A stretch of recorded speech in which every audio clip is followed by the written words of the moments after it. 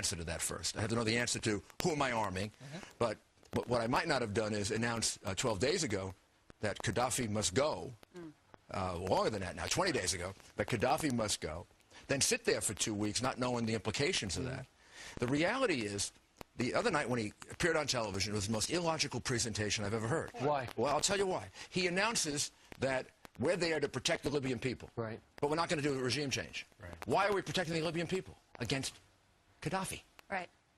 Well, don't we have to remove him to protect the Libyan people? Isn't he involved in an inevitable regime change, whether he wants to acknowledge it or not? But this is emblematic of President Obama. There's an illogic to that strategy, which is why he doesn't have an endgame. But, Mr. Mayor, do you agree that it's emblematic of this president? So people say that he seems to say one thing, see how people react, and then sometimes change it. The president is displaying his significant lack of experience as an executive throughout his entire life, and his significant amount of experience as an academic, a community organizer, involved in all these, fuzzy causes, but never having to meet a payroll, never having to decide how many people should be on this job, never running a military unit, never running a government unit. But you would say he did the right thing in going in.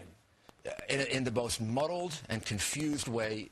If you could ultimately make the right decision and do all the wrong things to load onto that decision, that's the way you did it. I got to tell you, let's take a look at this poll. We got it during the show yesterday. I was pretty surprised by it.